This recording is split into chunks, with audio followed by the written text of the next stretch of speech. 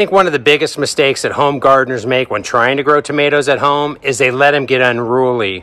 The plants will get big, they want to grow, they're super good at growing, they put out a lot of vegetation, and if you don't stay on top of it, tomato plants will get out of control, they'll be hard to manage, and you just will regret it. You'll get lots and lots and lots of fruit that doesn't ripen. They'll be smaller. You'll get pests, and it's just really hard to deal with. So stay on top of the size of your tomato plants. The best way to do that, side shoot.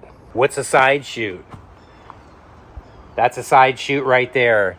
You've got the main plant growing up with your new little leaves right here, and then in this little junction of these two branches, you've got another tomato plant trying to grow, a side shoot. What'll happen is if you let that grow, it'll basically grow another trellis, okay, full of tomatoes. Now, a lot of people want that because they think they get a lot more yield, but that's not always the case. What happens is the plant gets really large and unruly, it gets hard to support, and you end up getting too many tomatoes for the plant to actually ripen in a season. So all you want to do is take that and give it a quick snap. Now, if you want, you could actually put that in potting soil and that'll grow another tomato plant, the same exact variety as that. So you want to go through your tomato plants, and at every branch connection right there, you're going to have a side shoot. Here's one right here, if you can see it. There's a side shoot there. And you're going to have to do this every few weeks. It's labor intensive, but it's the best way to keep your plants manageable. And don't forget, like in the last video, while you're here side shooting, it's a perfect time to finger pollinate, right? Feed two birds with one stone. Another example of a side shoot right here. Here's how small they get. Let's see how easy that comes out. Here's another one right here. The smaller, the better. The next easiest way to keep your tomato plants from taking over your yard, grow them vertically. So if you don't want to be up the creek with your tomato plants, grow them up a string. The easiest way to keep yourself from getting up the creek is to grow up the string. So it's super easy. You put the strings in the ground like I've shown you on a different video. God, that smells good.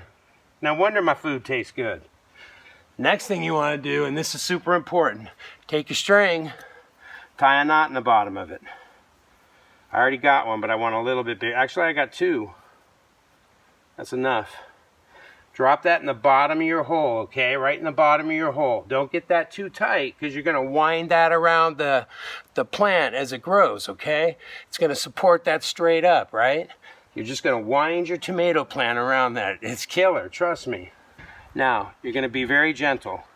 You're going to pop this out, turn it upside down. Look at that root ball. It's perfect. It needs to go on the ground. So we're going to turn this in an effort to give it more room away from these kale plants, okay? All right, now we're gonna take that dirt that we set aside, we're gonna just bury it in. Come right in here and you just wrap it around. As it gets longer, be gentle. You don't wanna break this tip off. If you do, you're gonna quit growing. A particular variety of tomato likes to grow up and have two different trunks, which is totally normal and okay. It's not a side shoot, it's actually two different trunks. So what you wanna do here is, I've got this one going up a string. I ran out of room on this side, so I'm gonna use my structure of my trellis on this case. So you just wanna lift this up here, get a piece of twine, come underneath the support where you feel the weight. You don't want to go too high because it'll start to bend. Don't want to go too low because it'll start to bend. Try to get under a nice thick fat leaf and just do a nice gentle loose knot. You don't want to cut off the circulation on the tomato plant any more than you do your finger. So another good chance, right? Side shoot while you're over here. There's a side shoot. Finger pollinate. See how easy it is to keep them nice and tidy when you grow them vertically? Final thing you want to do when growing tomato plants to keep them from taking over your yard? get rid of the old yellowed leaves. You got to get rid of the old leaves because they're a great place for disease and pests to harbor. They could easily spread to the rest of your plants. Free up all of that space on the bottom of your plants. Free up all of that extra light and air space to keep your plants happy. And when you've harvested all the tomatoes on a trellis, cut that trellis off. You eliminate a piece of plant that the plant has to continue trying to put energy into, because everything's 100%. So if the plant has 100% of energy, every tomato it has to put energy into, every flower it has to put energy into, every leaf it has to put energy into, every stem it has to put energy into, is less energy that it can put into a nice, beautiful tomato. Get rid of the old stuff now, and you'll benefit yourself, your plant, and your harvest in the future. Here's a perfect example of an old leaf and an old stem that's not doing any good for the plant. It's not producing any photosynthesis. It still requires energy from the plant to keep it alive, but you don't want it there. Now, you could snap that off if you want, but I find it's best to cut them. You don't risk hurting the plant. If you damage this stem or you cut that stem, it's really easy for it to die on you or disease to get in there. It's best just to cut them. Here's another one. You've got lots of yellow leaf. Cut them off of there. There's one in here on this back one over here. See? Cut them off. So the benefit is you get rid of these old leaves that don't do any good for the plant.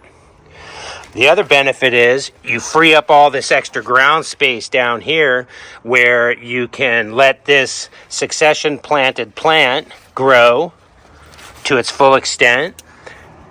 Get another one off. Get all the yellow leaves out of there. They go right in your compost bin. And the benefit of this is you free up so much more room. This is a sucker off of that main plant. We don't want that. Cut that off. Here's another sucker. Cut that off. Cut this one off. Free up all this airspace. Now, some people might think, well, that's going to produce tomatoes. Yeah, it's not going to produce good tomatoes. It's going to hinder the growing of these tomatoes. And you just go down the line, get rid of any of these old yellowed leaves that are not doing you any good. They take energy. You want energy to go into ripening the fruit and going vertically. The ones hanging on the ground, get rid of them as soon as you can. As you can see, it's a perfect place for eggs. It's a perfect place for slugs, for pests. Get rid of them. Be careful not to cut the plant by accident.